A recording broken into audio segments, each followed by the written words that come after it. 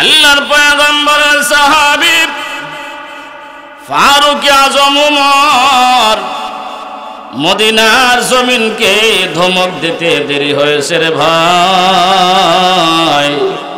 মদিনার জমিন ভূমিকম্প বন্ধ হইতে একটা সেকেন্ড দেরি হয় নাই। সুবহানাল্লাহ।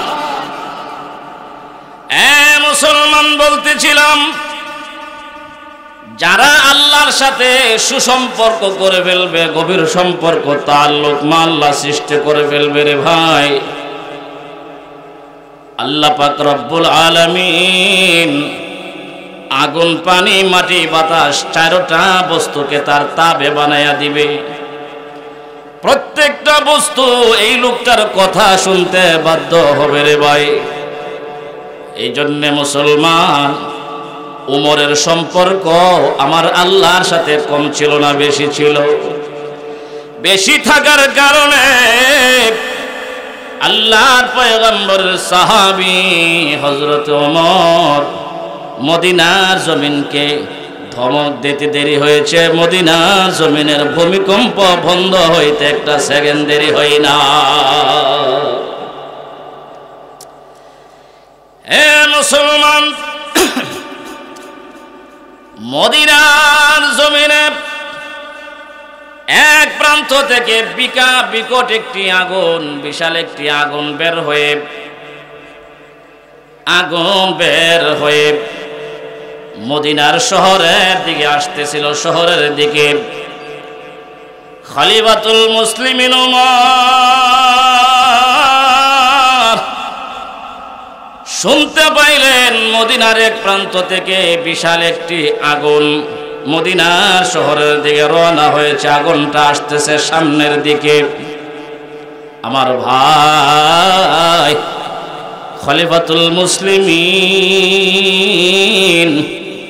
হযরতে ওমর রাদিয়াল্লাহু তাআলা আনহু দাহিয়ায়ে কালবিরে ডাক দিয়ে বলেন, এই নবীর সাহাবী দাহিয়ায়ে কালবি, আমি সংবাদ পেয়েছি রে, মদিনার এক প্রান্ত থেকে একটি আগুন বের হয়ে মদিনার শহরের দিকে আসতেছে। যার যা যা জলদি করে যাও, ওই মদিনার এক প্রান্তের আগুনকে গিয়ে বলে দাও খলিফাতুল মুসলিমিন ওমর সাবধান করে দিয়েছে, তোমাকে খলিফাতুল মুসলিমিন ওমর এই আগুন সামনে বাড়তে নিষেধ করে দিয়েছে। কোন সুবহানাল্লাহ। আমার ভাইরা, ভূমিকা লম্বা চড়া না করে ইনশাআল্লাহ আলোচনার ভিতরে ঢুকে যাব। আমরা জানি আল্লাহ পাক রব্বুল আলামিন মানব সৃষ্টি করতে গিয়ে আল্লাহ পাক চারটি বস্তু ব্যবহার করেছেন। মানুষ সৃষ্টি করার পিছনে আল্লাহ পাক রব্বুল আলামিন মৌলিকভাবে কয়টি জিনিস ব্যবহার করেছেন? চারটি জিনিস। আগুন, পানি, মাটি, বাতাস। আগুন, পানি, মাটি, বাতাস। আল্লাহ পাক রব্বুল আলামিন মানুষ সৃষ্টি করার জন্য এই চার জিনিস ব্যবহার করেছেন। প্রতিটি মানুষের ভিতরে চারটি জিনিস মৌলিকভাবে আছে। আগুন, পানি, মাটি, বাতাস। কোনো একজন বান্দা যদি আল্লাহর হুকুম মানিয়া, রসুলের আদর্শ মানিয়া চলতে পারে, কিতাবুল্লাহ এবং সুন্নাহ মানিয়া যদি মানুষ চলতে পারে, কোনো একজন মানুষ যদি আল্লাহর সাথে কানেকশন সৃষ্টি করতে পারে, তাহলে যেই চার বস্তু দিয়ে আমার আল্লাহ মানুষ সৃষ্টি করছেন, এই চারটি বস্তু বাস্তবে ওই মানুষটার কথা শুনতে বাধ্য হয়ে যাবে। কোন সুবহানাল্লাহ। যেই মানুষটা আল্লাহর সাথে সুসম্পর্ক করে ফেলবে, এই মানুষের কথা আগুনে শুনবে। যেই মানুষ আল্লাহর সাথে কানেকশন ফিট করবে সেই মানুষের কথা পানিয়ে শুনবে। যেই মানুষটা রব্বে কারিমের সাথে তাআল্লুক সৃষ্টি করবে সেই মানুষের কথা মাটিয়ে শুনবে।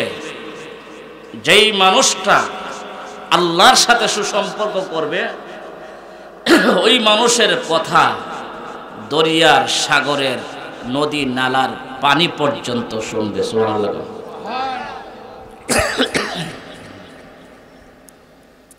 আল্লাহ পাক রব্বুল আলামিন যেই চার জিনিস দ্বারা মানুষ সৃষ্টি করেছেন, মানুষ যদি আল্লাহর হয়ে যায়, আল্লাহর সাথে সম্পর্ক গড়তে পারে, এই চাইরোটা জিনিসকে আল্লাহ পাক রব্বুল আলামিন ওই বান্দার আনুগত্যশীল বানায়া দিবে। সুবহানাল্লাহ কইতেন না? আপনি আর আমি যদি আল্লাহর সাথে সুসম্পর্ক করতে পারি তাহলে বাতাস আমার কথা শুনবে, পানি আমার কথা শুনবে, আগুন আমার কথা শুনবে, জমিন, পাহাড়, পর্বত আমার কথা শুনবে। সুবহানাল্লাহ বলতেন না?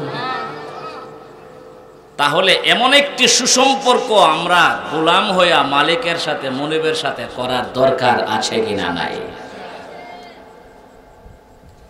যারাই এমন সম্পর্ক আল্লাহর সাথে করেছেন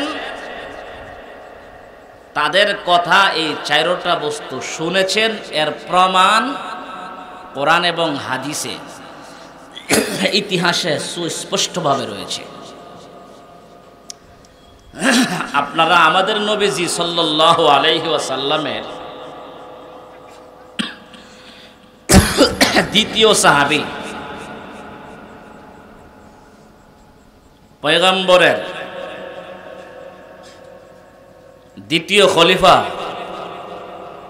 ফারুক আজম ওমর রাদিয়াল্লাহু তাআলা আনহুর নাম আপনারা শুনছেন। হযরত ওমর রাদিয়াল্লাহু তাআলা আনহু আল্লাহর সাথে সম্পর্ক কম করছেন না বেশি? বেশি করছেন। যার কারণে এই চারটি জিনিস হযরত ওমরের অর্ডার শুনতো, কথা শুনতো। সুবহানাল্লাহ কোন নবীজি সাল্লাল্লাহু আলাইহি ওয়াসাল্লাম মাঝে মধ্যে এই কথা বলেছেন, লাউ কানা বাদি নাবিয়্যুন লাকানা ওমর। আমার পরে যদি কেউ নবী হওয়ার সম্ভাবনা থাকতো, যেহেতু আমি শেষ নবী, আমার পরে আর নবী আসবে না, আমার পরে কেউ নবী হওয়ার থাকলে আমার ওমর নবী হয়ে যেত। সুবহানাল্লাহ। কত বড় কথা যে ওমরের মেজাজ এত হক যে ওমর কি হয়ে যেত, সুযোগ থাকলে নবী হয়ে যেত। তবে নবীজি বলেছেন, আনা খাতামুন নাবিয়্যিন লা নাবিয়্যা বাদি, আমি ওই শেষ নবী, আমার পরে আর কোনো নবী নাই। কোনো নবী, নতুন নবুয়ত নিয়ে আবির্ভাব ঘটবে না। তবে হ্যাঁ, অতীত জমানার একজন নবী যাকে উম্মতি মুহাম্মদি বানাইয়া পাঠাবেন, হযরত ঈসা আলাইহিস সালাতু ওয়াস সালাম। কথা বলেন ঠিক কি ঠিক না? আল্লাহ পাক উনাকে আখেরি জমানার নবীর উম্মত বানানোর জন্য চতুর্থ আকাশে রিজার্ভ রেখে দিয়েছেন। আখেরি জমানায় উম্মতে মুহাম্মদি বানাইয়া পাঠাবেন এবং দাজ্জালকে হত্যা করার জন্য পাঠাবেন। বলেছিলাম ইসলামের দ্বিতীয় খলিফা, খলিফাতুল মুসলিমিন, যিনি অর্ধ পৃথিবীর খলিফা ছিলেন, যার নাম শুনলে শয়তান থরথর করে কাঁপত, ভয় পাইত, সেই উমর আল্লাহর সাথে পরিপূর্ণ তাআল্লুক মা আল্লাহ করার কারণে, পরিপূর্ণ কানেকশন করার কারণে, পরিপূর্ণ সম্পর্ক করার কারণে, আল্লাহর সাথে তার সুসম্পর্ক থাকার কারণে আগুন, পানি, মাটি, বাতাস, যে চার বস্তু দিয়ে আল্লাহ মানুষ সৃষ্টি করছেন, এই চারটা বস্তু বাস্তবে ওমরের কথা শুনতেন। সুবহানাল্লাহ। কোনো এক সময় খলিফাতুল মুসলিমিন ওমরের জমানায় মদিনার জমিনে ভূমিকম্প আরম্ভ হয়ে গেছে, জালজালা। ভূমিকম্পের নাম শুনছেন না আপনারা? মাঝে মধ্যে একটা নাড়া দেয়, আল্লাহ পাকের কুদরত। আল্লাহ পাক বুঝায় দেয় আমি কিন্তু সবকিছু করতে পারি, সাবধান হয়ে যাও। কথা বলেন ঠিক কিনা? জমিনে যখন গুনাহ, বেবিচার, গায়িকা, মদ, জুয়া ইত্যাদি বেড়ে যাবে, তখন ভূমিকম্প বেড়ে যাবে। এই জন্য সাবধান হতে হবে। বিভিন্ন প্রকারের কবিরা গুনাহগুলি থেকে বেঁচে থাকতে হবে যদি জমিন টিকে রাখতে হয়। কথা বলেন ঠিক কিনা? হযরত ওমর রাদিয়াল্লাহু তাআলা আনহু খলিফাতুল মুসলিমিন, মদিনার জমিনে ভূমিকম্প আরম্ভ হয়ে গেছে। হযরত ওমর রাদিয়াল্লাহু তাআলা আনহু পা দিয়া জমিনকে আঘাত করে ধমক মারলেন। ধমক, সুবহানাল্লাহ কইতেন না? ওমরের সেই সাহস ছিল, সৎ সাহস ছিল জমিনকে ধমক দেওয়ার। কথা বলেন ঠিক কিনা? আল্লাহর পয়গম্বর সাহাবী খলিফাতুল মুসলিমিন হযরত ওমর রাদিয়াল্লাহু তাআলা আনহু মদিনার জমিনকে পা দিয়ে আঘাত করে ডাক দিয়ে বলেন, ধমক দিয়ে বলেন, এরে মদিনার জমিন, আমি তো জানি আমি ওমর মদিনার জমিনের উপরে কোনোদিন বেইনসাফি করি নাই, জুলুম করি নাই। মদিনার জমিন, তুমি কেন রে নড়াচড়া আরম্ভ করে দিয়েছ, ভূমিকম্প আরম্ভ করে দিয়েছ? সাবধান হয়ে যাও রে এই মদিনার জমিন, তুমি ভূমিকম্প বন্ধ করে দাও। আল্লাহর পয়গম্বরের সাহাবী ফারুক আজম ওমর মদিনার জমিনকে ধমক দিতে দেরি হয়েছে রে ভাই। মদিনার জমিন ভূমিকম্প বন্ধ হইতে একটা সেকেন্ড দেরি হয় নাই। সুবহানাল্লাহ। মুসলমান বলতেছিলাম, যারা আল্লাহর সাথে সুসম্পর্ক করে ফেলবে, গভীর সম্পর্ক, তাআল্লুক আল্লাহ সৃষ্টি করে ফেলবে রে ভাই, আল্লাহ পাক রব্বুল আলামিন আগুন, পানি, মাটি, বাতাস চারটা বস্তুকে তার তাবে বানায়া দিবে। প্রত্যেকটা বস্তু এই লোকটার কথা শুনতে বাধ্য হবে রে ভাই। এই জন্যে মুসলমান, উমরের সম্পর্ক আমার আল্লাহর সাথে কম ছিল না, বেশি ছিল। বেশি থাকার কারণে আল্লাহর পয়গম্বরের সাহাবী হযরত ওমর মদিনার জমিনকে ধমক দিতে দেরি হয়েছে। মদিনার জমিনের ভূমিকম্প বন্ধ হইতে একটা সেকেন্ড দেরি হয় না।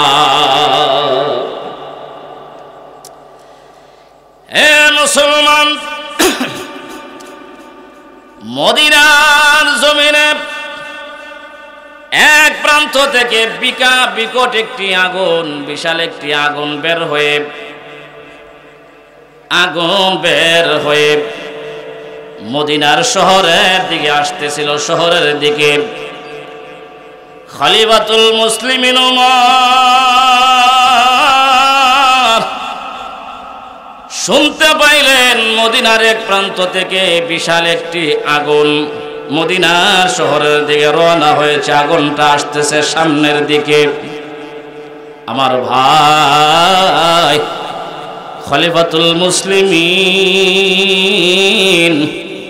হযরত ওমর রাদিয়াল্লাহু তাআলা আনহু দাহিয়ায়ে কালবিরে ডাক দিয়ে বলেন, এই নবীর সাহাবী দাহিয়ায়ে কালবি, আমি সংবাদ পেয়েছি রে, মদিনার এক প্রান্ত থেকে একটি আগুন বের হয়ে মদিনার শহরের দিকে আসতেছে।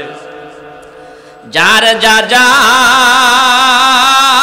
জলদি করে যাও, ওই মদিনার এক প্রান্তের আগুনকে গিয়ে বলে দাও খলিফাতুল মুসলিমিন ওমর সাবধান করে দিয়েছে, তোমাকে খলিফাতুল মুসলিমিন ওমর এই আগুন সামনে বাড়তে নিষেধ করে দিয়েছে। কোন সুবহানাল্লাহ।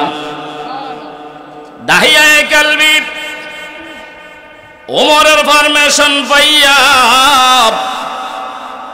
দৌড়িয়ে দাহিয়ায়ে কালবি ওই মদিনার ওই প্রান্তে চলে গেলেন, যেখানে আগুন দাউ দাউ করে সামনের দিকে আসে। সেখানে যাওয়ার পরে নবীর সাহাবী দাহিয়ায়ে কালবি চিন্তা করলেন, রে আমি যে আমার জবানে কথাটা বলবো, উমরের যেমন সুসম্পর্ক আছে আমার মাওলায়ে পাকের সাথে, আমারও তো আমার মাওলার সাথে উমরের প্রস্তাবটা পৌঁছানোর জন্য মাওলার সাথে একটু সম্পর্ক গড়ার দরকার। কথা বলেন ঠিক কিনা? দাহিয়ায়ে কালবি ওযু বানাইয়া ওই আগুনের পাশে 2 রাকাত নামাজ আদায় করলেন। রে ভাই, নামাজ, কারণ পয়গম্বর বলেছেন, আমার উম্মতেরা রে, যখন কোনো মুসিবত আর বিপদের সম্মুখীন হবে, ওযু বানাইয়া নামাজে দাঁড়াইয়া যাও। নামাজের পরে আমার মাওলায়ে পাকের কাছে ফরিয়াদ জানাও, রে আমার মাওলায়ে পাক তোমার নামাজের বরকতে ওই মুসিবত মুহূর্তের ভিতরে দূর করে দিবে। সুবহানাল্লাহ। দাহিয়ায়ে কালবি ওই মদিনার প্রান্তের আগুনের সামনে গিয়ে আল্লাহ রাব্বুল আলামিনের দরবারে 2 রাকাত নামাজ আদায় করলেন। 2 রাকাত নামাজ আদায় করার পর দাহিয়ায়ে কালবি ডাইকা বলে, রে আগুন, তুমি একটি ঘোষণা শোনো। রে আগুন, খলিফাতুল মুসলিমিন অর্ধ পৃথিবীর প্রেসিডেন্ট ওমর আমাকে বলে দিয়েছে, তুমি আগুনকে সাবধান করে দিয়েছে, তুমি আগুন যেখান পর্যন্ত এসেছো এখান থেকে ফেরত যাওয়ার জন্যে, যেখান থেকে তোমার সৃষ্টি সেখানে চলে যাওয়ার জন্যে। রে আগুন, ওমর বলেছেন আর 1 ইঞ্চি যাতে তুমি সামনে না বাড়ো, এখান থেকে পিছনের দিকে চলে যাওয়ার জন্যে।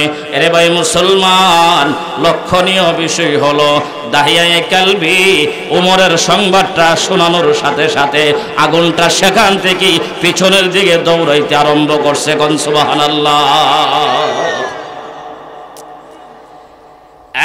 মুসলমান, খলিফাতুল মুসলিমিন ওমরের সম্পর্ক আল্লাহর সাথে কম ছিল না বেশি? এত বেশি ছিল রে ভাই, আগুনকে অর্ডার করার সাথে সাথে আগুন ওমরের কথা শুনতে বাধ্য হয়ে গেছে। মদিনার জমিন ধমক দেওয়ার সাথে সাথে ওমরের কথা শুনতে বাধ্য হয়ে গেছে। কথা বলেন ঠিক কিনা? খলিফাতুল মুসলিমিন ওমর প্রেসিডেন্ট অবস্থায়, ওমর মদিনায় অবস্থান করতেছিলেন। হঠাৎ করে মদিনায় ওমরের কানে একটা সংবাদ চলে আসলো। ওমর, হ্যাঁ ওমর, ওই নীল দরিয়ায়, নীল নদীতে প্রতি বছর নাকি পানি বন্ধ করে দে, নীল নদীর পানি বন্ধ হয়ে যায়। প্রতি বছর একজন সুন্দরী যুবতীকে যদি বলি দেওয়া হয়, বলি দেওয়া, হিন্দুরা বলি দেয় না, ফাড়া বলি। মুসলমান, ওই এলাকার মানুষের বিশ্বাস ছিল প্রতি বছর নীল নদীর পানি শুকায়া যাইত। রে ভাই, তখনকার জমানায় টিউবওয়েল ছিল না, পানির কোনো ব্যবস্থা ছিল না। নীল নদীর পানি দিয়া তারা ক্ষেত খামার, ফসল, বাগান এবং পান করার জন্য তারা এই নীল নদীর পানি ব্যবহার করতেন। এরে ভাই মুসলমান, যেই মাত্র নীল নদীর পানি শুকায় গেল, নীল নদের পানি শুকানোর সাথে সাথে আলোচনা শুরু হয়ে গেল। প্রতি বৎসরের নেই, এবছর একজন যুবতী সুন্দরী রূপসীকে ওই নীল নদের তলায় নিয়া বলি দিলে আবার নীল নদ পানি দিবে, নাউজুবিল্লাহ বলেন। এরে ভাই মুসলমান, আপনারা বলেন পানির মালিক কে? আরো জোরে বলেন, পানির মালিক কে? পানির মালিক যদি আল্লাহ হয়, আল্লাহ তো কোনোদিন একজন মানুষের জান চাইতে পারে না, কথা বলেন ঠিক কিনা? আমার ভাইয়েরা, খলিফাতুল মুসলিমিন উমর মদিনায় অবস্থান করতেছিলেন। ওনার নিকটে সংবাদ চলে আসলো, একটা চিঠি চলে আসলো, ওমরে আমরা তো প্রতি বছর একজন সুন্দরী যুবতীকে ওই নীল নদের তলায় যখন আমরা বলি দিই গো, নীল নদ আবার নতুন করে পানি দে। এই বছর নীল নদের পানি শুকিয়ে গেছে, আমরা বড় বিপদে আছি। ওমর, এই বছর কি আমরা একজন সুন্দরী রূপসীকে আমরা বলি দিব, নাকি আমাদের আল্লাহ আমাদেরকে পানি দিবে? তোমার কাছ থেকে আমরা জানতে চাই। সুবহানাল্লাহ। আমার ভাইরা, আল্লাহ নবীর সাহাবী খলিফাতুল মুসলিমিন হযরতে ওমর এই চিঠি পাওয়ার পরে মাথা ঘুরে গেল। কি আশ্চর্য ব্যাপার, পানির মালিক তো আমার আল্লাহ, এ ভাই আগুনের মালিক তো আমার আল্লাহ, কথা বলেন ঠিক কি ঠিক না? বাতাসের মালিক আমার আল্লাহ, এই ভাই নীল নদের মালিক কে? আল্লাহ। ওমর ডাক দিয়া বলেন, হতে পারে না, আল্লাহর একটা বান্দিকে সেখানে বলি দেওয়া হবে, এটা তো কুসংস্কার, এটা করতে দেওয়া হবে না। খলিফাতুল মুসলিমিন উমর একটি চিঠি লিখলেন, পত্র লিখলেন নীল নদের ব্যাপারে। সুবহানাল্লাহ কইতেন না? নীল নদকে সম্বন্ধ করে একটি চিঠি লিখলেন রে ভাই, চিঠি। এরে নীল নদ, তুমি যদি তোমার পাওয়ারে পানি দাও, আমার পানির দরকার নাই। আর যদি তুমি আমার আল্লাহর অর্ডারে পানি দাও, তাহলে আমার চিঠি যাওয়ার সাথে সাথে যেন তুমি জারি হয়ে যাইবা। সুবহানাল্লাহ। আমার ভাই, কোথায় মদিনা খলিফাতুল মুসলিমিন উমর, আর কোথায় নীল নদ? কাগজের একটা চিঠি লিখে পাঠাইয়া দিছে, আর লিখে দিয়েছেন আমার চিঠি যাওয়ার সাথে সাথে নীল নদের তলায় নিয়ে রেখে আসবা। এই ভাই, ওনার অর্ডার যা ছিল তখনকার গভর্নর তাই পালন করলেন। এই চিঠিটা পাওয়ার সাথে সাথে চিঠিটা নীল নদের তলায় রেখে দেওয়া হলো। এই চিঠির মধ্যে লেখা ছিল, রে ভাই, এই নদী, তুমি যদি আল্লাহর অর্ডারে প্রবহমান হয়ে থাকো, আমার চিঠি পাওয়ার সাথে সাথে তুমি পানি দিয়ে দিবা। আর যদি তুমি তোমার ক্ষমতায় চলমান হও, পানি জারি করো, তাহলে আমার পানির দরকার নাই। আরে ভাই মুসলমান, এ মুসলমান, হযরতে ওমরের চিঠি যাওয়ার সাথে সাথে নীল নদের তলায় নিয়ে রেখে দেওয়া হলো। রে ভাই, এই চিঠিটা নীল নদের তলায় রাখতে দেরি হয়েছে রে ভাই। নীল নদ পানি জারি করতে একটা সেকেন্ড দেরি করে না। ইলাহা ইল্লাল্লাহ করে মোহব্বতের সুরে লা ইলাহা। আকাশের মালিক যে আল্লাহ, জমিনের মালিক সে আল্লাহ, কাহলা ইলাহা ইল্লাল্লাহ লা ইলাহা লা ইলাহা ইল্লাল্লাহ লা ইলাহা আসমান জমিন গায়রুল্লাহ, পাহাড় পর্বত গায়রুল্লাহ, আমার মাবুদ শুধু এক আল্লাহ, কাহু লা ইলাহা ইল্লাল্লাহ, লা ইলাহা ইল্লাল্লাহ, লা ইলাহা লা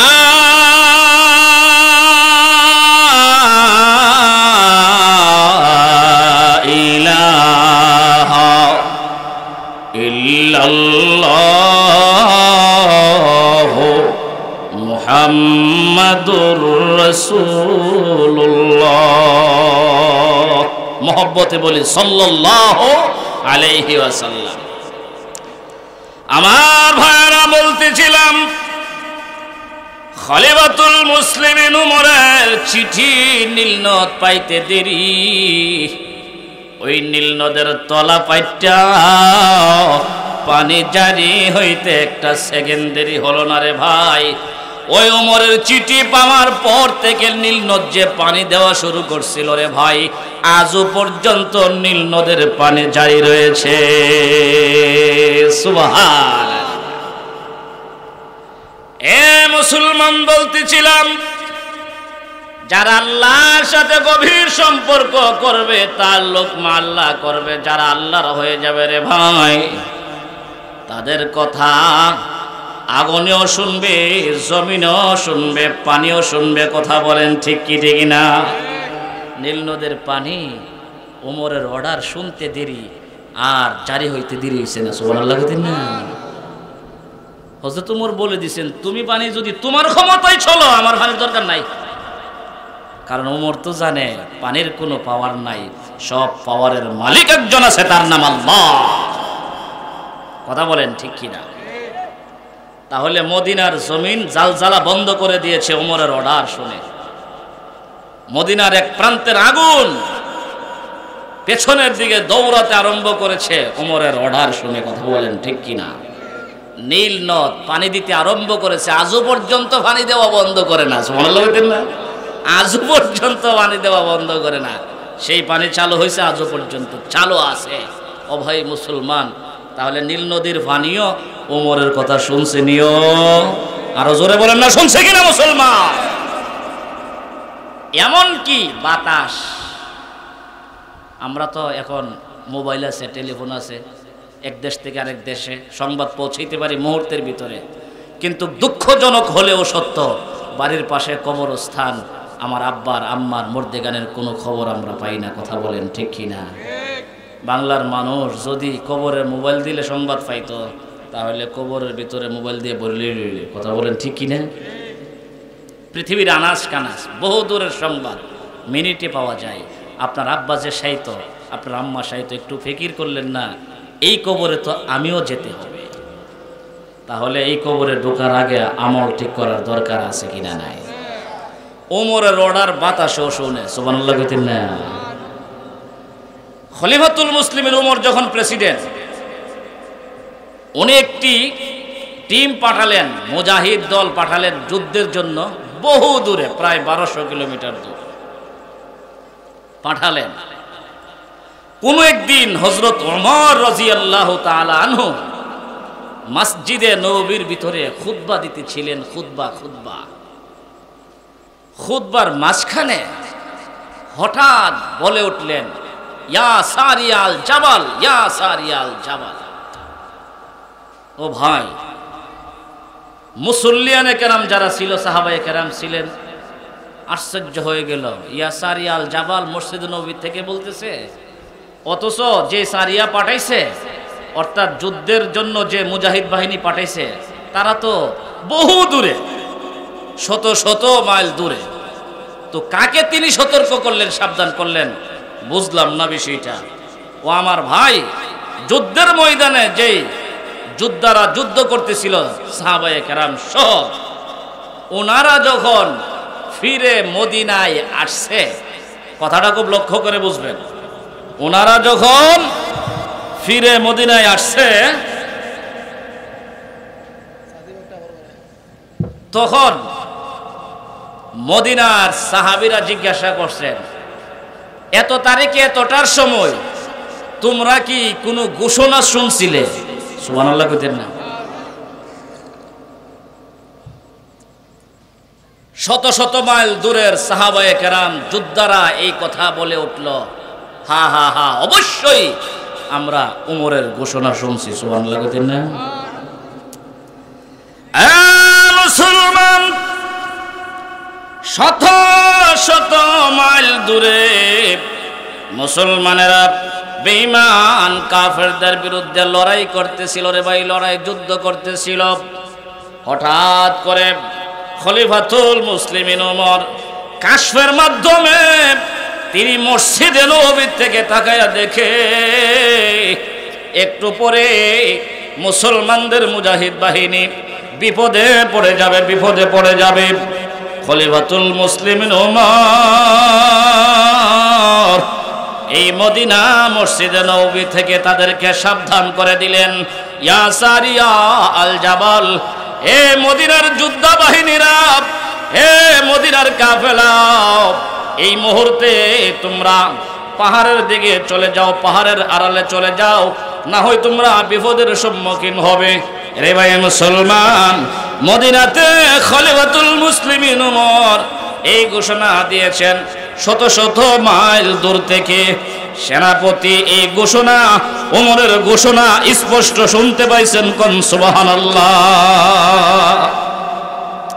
আমার ভাই, মুজাহিদ বাহিনী যারা সেখানে ছিলেন তারা মদিনায় আসার পরে বলতেছেন, খলিফাতুল মুসলিমিন ওমর যে আমাদেরকে সাবধান করেছিলেন, সাবধান, ইয়া সারিয়া আল জাবাল, আমরা এমন ভাবে শুনছিলাম যেমন সামনাসামনি কথা বললে শুনি। সুবহানাল্লাহ। এ মুসলমান, তখন তো এই মোবাইল ছিল না, কথা বলেন ঠিক কি ঠিক না?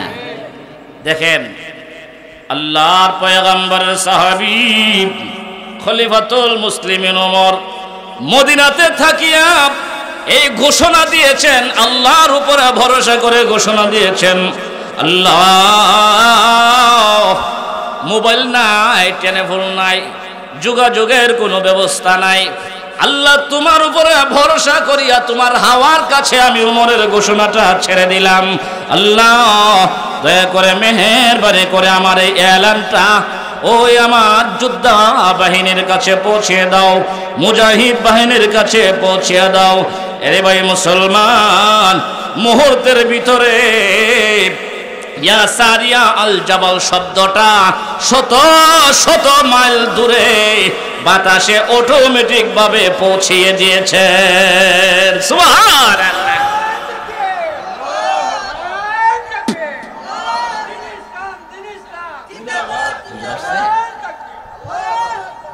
আমার ভাই, আপনাদের কি ধারণা এই বাতাস ওমরের কথা শুনছেন? কথা বলেন ঠিক কি ঠিক না? এই বাতাস ওমরের কথা শুনেছেন। ও ভাই, এক দেশের বাদশা, কিসা বাদশা, বাদশার মাথা ব্যথা, এত ব্যথা, মাথা ব্যথা তো আর ভালো না। অনেক সময় দেখবেন ডাক্তার কবিরাজ সব বাজ্যা হুজুরের কাছে যা, হুজুরও সব দেখছি, এখন কোরআন থেকে একটা ফু দেন। কথা বলেন ঠিক কি ঠিক না?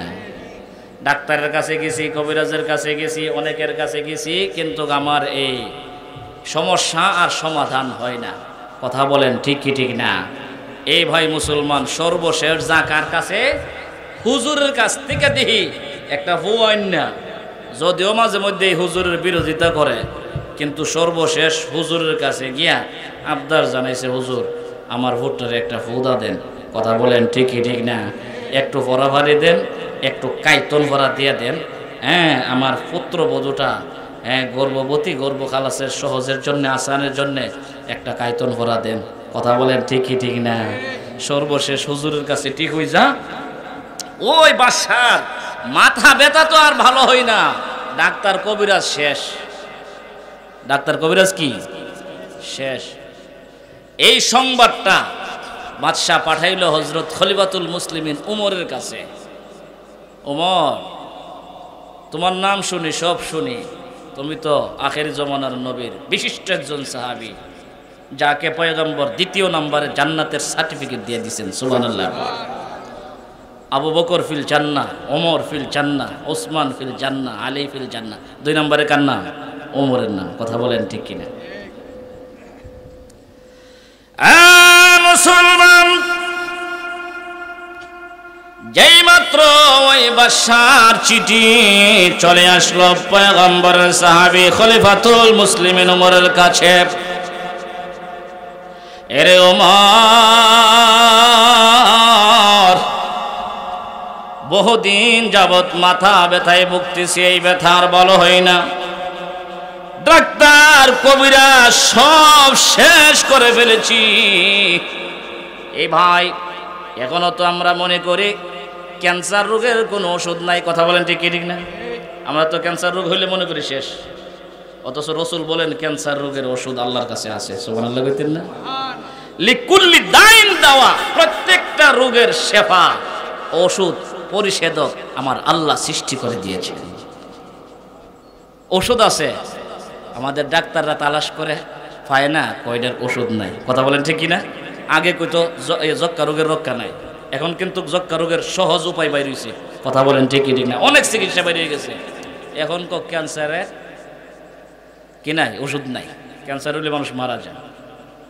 রসুল একটা চিকিৎসা দিয়ে গেছেন, কয়ে ফেলবো নি মাঝখানে। আমাদের নবীজি সাল্লাল্লাহু আলাইহি ওয়াসাল্লাম ক্যান্সারের ওষুধ দিয়ে গেছে। কি ওষুধ? ওষুধ সেটি হলো আল্লাহুম্মা ইন্নী আউযু বিকালিমাতিল্লাহি তাম্মাতি মিন কুল্লি শাইতানিন হাম্মাতি ওয়া মিন কুল্লি আইনিল লাম্মা। এই দোয়াটা পড়বেন, তাহলে ইনশাআল্লাহ ক্যান্সার রোগ থেকে আল্লাহ পাক রব্বুল আলামিন আপনাকে শেফা দিবেন। শেফার মালিক কে? আল্লাহ। এই জন্য মুসলমান পড়তে পারবো তো ইনশাআল্লাহ? তাহলে বলছিলাম লিকুল্লি দাইন দাওয়া, প্রত্যেক রোগের শেফা আছে, হয়তো আমরা খুঁজে পাই না। ওই বাদশাহ মাথা ব্যথার ওষুধ আর খুঁজে পায় না। চিঠি ফাটাইছেন কোথায়? খলিফাতুল মুসলিমিন হযরত ওমর রাদিয়াল্লাহু তাআলা আনহুর কাছে। হযরত ওমর রাদিয়াল্লাহু তাআলা একটি কাগজে একটি কি লিখছেন, লেখা একটা টুপির সুতার ভিতরে ঢুকাই দিছে। হযরত ওমর রাদিয়াল্লাহু তাআলা আনহু বলে দিয়েছেন, তোমাদের বাদশারে গিয়া বলবা এই টুপিটা মাথার দেওয়ার জন্য। আমাদের সমাজে কিছু লোক আছে নামাজেও টুপি মাথার দিতে চান, আসেনও কিছু লোক। আচ্ছা, আমরা নবীজি কোনোদিন টুপি ছাড়া নামাজ পড়ছে? এ বাদাইম্মার ঘরের বাদাইম্মা টুপি ছাড়াও নামাজ হইব হবে, তবে নবীওয়ালা নামাজ হবে না। কথা বলেন ঠিক কিনা? মুসলমান, আল্লাহর পয়গম্বরের সাহাবী হযরত ওমর রাদিয়াল্লাহু তাআলা আনহু কাগজের মধ্যে একটা লেখালেখি টুপির সুতার ভিতরে দিয়ে বলে দিচ্ছে, তোমাদের বাদশাকে বলবে এই টুপিটা পরার জন্যে। এরে ভাই মুসলমান, যেই মাথা ব্যথা কোনো ডাক্তারে ভালো করতে পারে নাই, এ ভাই কোনো কবিরাজ ভালো করতে পারে নাই, মুসলমান খলিফাতুল মুসলিমিন ওমরের পক্ষ থেকে যে টুপি পাঠানো হয়েছিল, ওই টুপিটা বাদশাহ মাথায় দেওয়ার সাথে সাথে এই বাদশার মাথা ব্যথা সঙ্গে সঙ্গে দূর হয়ে গেল। এরে ভাই মুসলমান, এই বাদশাহ মাঝে মধ্যে টুপিটা যখন রেখে দেই, খুলে রেখে দেই, মাথা ব্যথা শুরু হয়ে যায়। টুপিটা মাথায় দিলে মাথা ব্যথা দূর হয়ে যায়। বাদশাহ আশ্চর্য হয়ে এখন খুঁজতে আরম্ভ করলেন, তালাশ করতে আরম্ভ করলেন, ওমর কি দিয়েছে টুপির ভিতরে, ওমর কি মন্ত্র দিয়েছে টুপির ভিতরে, যে মন্ত্রের কারণে এই টুপিটা আমি পরলে পরে মাথা ব্যথা দূর হয়ে যায়, টুপিটা খুললে আবার নতুন করে মাথা ব্যথা আরম্ভ হয়ে যায়। এরে ভাই মুসলমান, এই বাদশাহ টুপিটার ভিতরে তালাশ করতে আরম্ভ করলো, এই টুপির ভিতরে কোনো কিছু আছে কিনা। আমার ভাই গভীর মনোযোগ, এই বাদশাহ তালাশ করতে করতে করতে করতে থাকাইয়া দেখে এই টুপির সেলার ভিতরে সামান্য ছোট একটা কাগজ পাওয়া গেছে।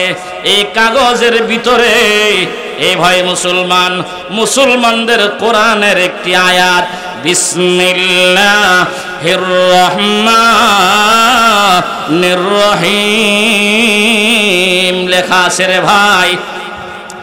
বাদশা তালাশ করে একটি কাগজের টুকরা পাইলেন, ওই কাগজের টুকরার মধ্যে লেখা আছে বিসমিল্লাহির রহমানির রহিম। এরে ভাই মুসলমান, এই বিসমিল্লাহ লেখাটা টুপির সুতার ভিতরে যখন ঢুকাইয়া দিলেন, আল্লাহর নামটা যখন নাকি ওমর পাঠাইয়া দিলেন, এই টুপিটা বাদশাহ মাথায় দিলে ব্যথা দূর হয়ে যা, আবার টুপিটা খুলে ফেললে ব্যথা আবার আরম্ভ হয়ে যা। এরে ভাই মুসলমান, আল্লাহ পাকের তিনটি নাম বিসমিল্লাহর মধ্যে আমার আল্লাহ নাজিল করে দিয়েছেন।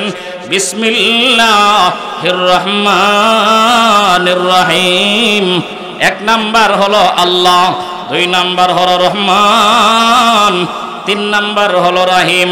এরে ভাই মুসলমান, আল্লাহ পাকের এই তিনটা নামের ভিতরে বরকত আছে কিনা নাই? বিসমিল্লাহওয়ালা টুপি পরিধান করলে বাদশার মাথা ব্যথা থাকে না, আর টুপি খুলে ফেললে বাদশার মাথা ব্যথা এই ভয় শুরু হয়ে যায়। তাহলে এটা ছিল আমার আল্লাহ পাকের খেলা। কথা বলেন ঠিক কি ঠিক না?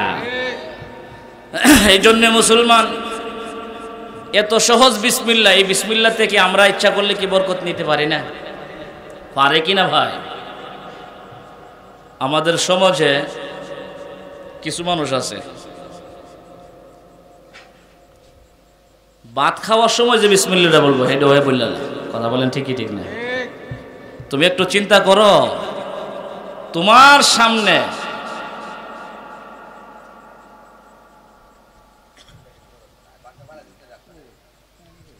সামনে যে এক প্লেট খানা আসলো, এই এক প্লেট খানার পিছনে কত হাজার ফেরেশতাদের মেহনত আছে। কথা বলেন ঠিক ঠিক না?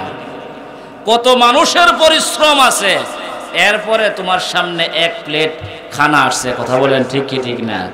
এই জন্য মুসলমান, এই খানাটা কি আমরা আল্লাহর নামে শুরু করতে পারি না? শুরু করলে হবে কি, বিসমিল্লাহ বললেন, তাহলে বরকত আরম্ভ হয়ে গেল।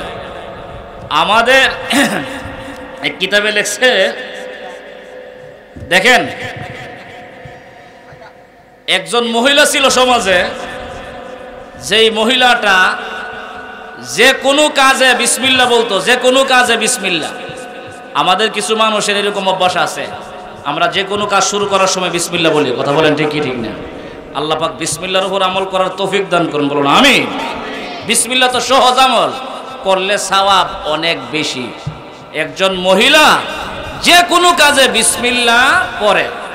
আচ্ছা, অনেক মহিলার স্বামী আছে না বদ মেজাজ, এর মেজাজ ভালো না। যেই মহিলাটা প্রত্যেক কাজে বিসমিল্লাহ বলে, এই মহিলার স্বামীর মেজাজ আছেন গরম, কর্কশ মেজাজের অধিকারী। এই স্বামীটা চিন্তা করলো, আমার স্ত্রী প্রত্যেক কাজে বিসমিল্লাহ, এটা বিসমিল্লাহর ভাইলো কি? বিসমিল্লাহর ভাইলো কি? বিসমিল্লাহর রস বাইর করুন। নাউজুবিল্লাহ বলেন না, বিসমিল্লাহর রস বলে বাইর করব। এই কারণে মহিলাকে বিসমিল্লাহর রস বাইর করার জন্য এই একটা টাকার থলি আনিয়া স্বামী স্ত্রীর হাতে দিছে। কইছে, এটা তুমি এখন রাখো, আমি যখন চাই তখন টাকার থলিটা আমার হাতে দিয়ে দিবে।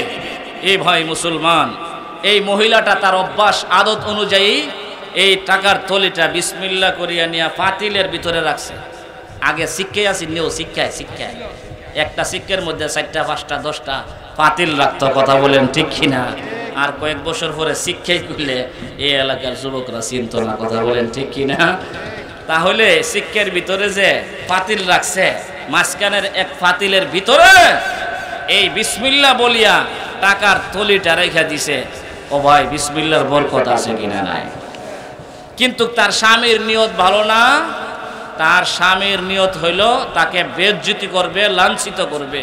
এ ভাই মুসলমান, আল্লাহর নাম যেই মহিলাটা নেয়, আল্লাহ এই মহিলাটাকে কোনোদিন লাঞ্ছিত করতে পারেন না। কথা বলেন ঠিক কিনা? এই স্বামী, কর্কশ মেজাজের স্বামী, স্ত্রী যখন পাকঘরে চলে গেল, সে গোপনভাবে টাকার থলিটা নিয়ে ঘরের পিছনে একটি পানির কূপ ছিল, পানির কূপে রেখে দিয়েছে, ফেলে দিয়েছে। একটু পরে আসিয়া বলতেছেন, আমার স্ত্রী কোথায় গেলা, আমার টাকার থলিটা জলদি করে দাও। এই মহিলা দৌড়াইয়া গিয়া বিসমিল্লাহ বলিয়া এই পাতিলের ভিতর থেকে টাকার থলি বাহির কইরা স্বামীর হাতে দিয়ে দিছে। সুবহানাল্লাহ কর। মুসলমান, যেই মাত্র মহিলা বিসমিল্লাহ বলিয়া টাকার থলিটা স্বামীর হাতে দিয়ে দিল রে ভাই, এই স্বামী আশ্চর্য হয়ে গেল, আশ্চর্য। একটু আগে আমার হাতে, নিজের হাতে থলিটা বাহির করিয়া ঘরের পিছনে পানির কূপে ফেলে দিলাম, এই থলিটা আবার পাতিলের ভিতরে কোন সময় কিভাবে আসলো? এই থলিটা তো ভিজাও না। এরে ভাই মুসলমান, এ ভাই মুসলমান, এই মহিলাটা বিসমিল্লাহ বলিয়া থলিটা যখন নানার জন্য হাত ঢুকাইলেন পাতিলের ভিতরে, রে ভাই মুসলমান, এই থলিটা বাহির করিয়া স্বামীর হাতে দেওয়ার সাথে সাথে স্বামী চোখের পানি ছেড়ে দিয়ে কান্না আরম্ভ করছে। ওগো আমার বিবি, আমি তো তোমাকে লাঞ্ছিত করার জন্য, বেইজ্জতি করার জন্য আমি তোমার টাকার থলিটা পাতিল থেকে বাহির করিয়া কূপের ভিতরে নিক্ষেপ করে দিয়েছিলাম, এটা এখন তুমি এই পাতিলের ভিতরে কেমনে পাইলা? রে ভাই মুসলমান, এই মহিলার অভ্যাস ছিল বিসমিল্লাহ বলা, বিসমিল্লাহ। আমার ভাই, এই মহিলাটা যখন বিসমিল্লাহ বলিয়া পাতিলের ভিতরে হাত দিল, আমার আল্লাহ পাক রব্বুল আলামিন তিনি সব দেখেন, সব বুঝেন, সব জানেন। কথা বলেন ঠিক কি ঠিক না? আল্লাহ তাআলা ভালো করেই দেখছে এই মহিলার স্বামী টাকার থলিটা নিয়া ঘরের পিছনে কূপের ভিতরে নিক্ষেপ করে দিয়েছেন। এরে ভাই মুসলমান, আল্লাহ যদি ইজ্জত রাখতে চায় কেউ তাকে লাঞ্ছিত করতে পারে না। কথা বলেন ঠিক কি ঠিক না? যেই মাত্র মহিলাটা বিসমিল্লাহ বলিয়া পাতিলের ভিতরে হাত ঢুকাইতেছিল রে ভাই, এমনিতে আল্লাহ রাব্বুল আলামিন ডাক দিয়ে বলেন, এরে জিবরাইল জলদি করে যা রে জিবরাইল, জলদি করে যা, অমুক স্থানে অমুক একটা ঘরের পিছনে একটা কূপের ভিতরে টাকার থলি আছে, যা যা যাও, আমার বান্দির হাতটা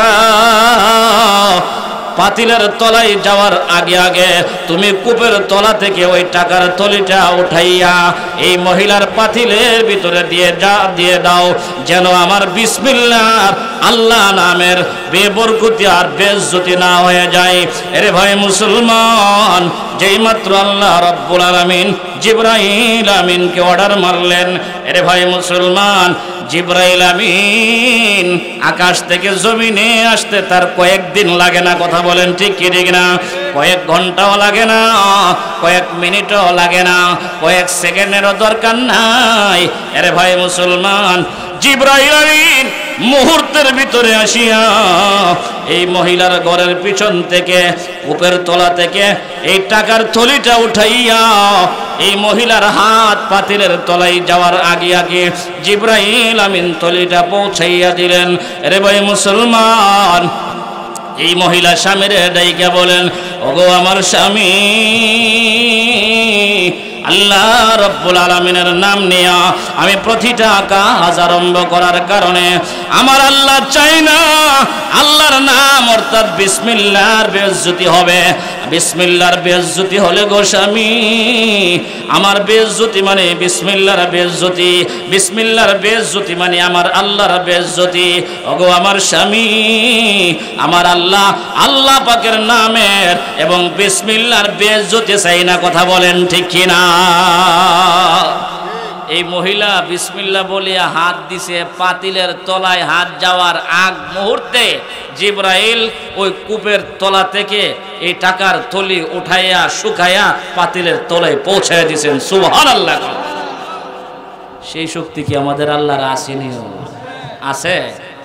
না থাকলে আমার আল্লাহ ইউসুফ নবীরে কূপের তলা থেকে ওড়া কেমনে? কথা বলেন ঠিক কিনা? হেরার ষড়যন্ত্র ছিল ইউসুফ নবীরে হত্যা করা। কথা বলেন ঠিক কিনা? ষড়যন্ত্র ছিল ইউসুফ নবীরে হত্যা করা। ইউসুফ নবী কূপের ভিতরে পড়িয়া দোয়া করছেন, হাসবুনাল্লাহু ওয়া নি'মাল ওয়াকিল। এই দোয়াটা আমাদের অনেকের মুখস্থ আছে না? হাসবুনাল্লাহু ওয়া নি'মাল ওয়াকিল, নি'মাল মাওলা ওয়া নি'মান নাসির। পুরোটা পড়েন আর অর্ধেক পড়েন।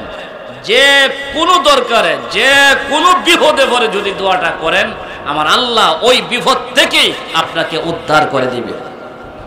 আপনার ছেলে বিদেশে গিয়ে বিপদে আছে, কাগজ হয় না, আকামা হয় না, আপনি হাসবুনাল্লাহু ওয়া নি'মাল ওয়াকিল আল্লাহর কাছে পড়তে থাকেন, দেখবেন আল্লাহ পাক কুদরতি ভাবে আপনি টেরও পাইবেন না, মুসিবত দূর হয়ে যাবে ইনশাআল্লাহ। তো ইউসুফ আলাইহিস সালাম বালক কূপের তলায় পড়ে বলতেছেন, হাসবুনাল্লাহু ওয়া নি'মাল ওয়াকিল। আল্লাহ তুমি ছাড়া আমার তো আর কোনো অভিভাবক নাই, আল্লাহ তুমিই আমার বাঁচানোর জন্য যথেষ্ট। সুবহানাল্লাহ। ইউসুফ আলাইহিস সালাতু ওয়াস সালাম এই কথা বলার কারণে, হাসবুনাল্লাহু ওয়া নি'মাল ওয়াকিল এই দোয়া পড়ার কারণে আল্লাহ পাক রব্বুল আলামিন শুধু উনাকে কূপ থেকেই বাঁচাইয়া দেয় নাই, উদ্ধার করে নাই। আমার আল্লাহ কো তুমি যেহেতু আমার কাছে সাহায্য চাইছো আর আমাকেই সবচাইতে বড় মনে করছো, তাহলে আমি আল্লাহ তোমাকে মিশরের বাদশা বানাইয়া দিলাম। সুবহানাল্লাহ। যে কোনো বিপদের সময় ইসমাইল আলাইহিস সালাতু ওয়াস সালাম শরীর তলে পড়া বলছে, হাসবুনাল্লাহু ওয়া নি'মাল ওয়াকিল।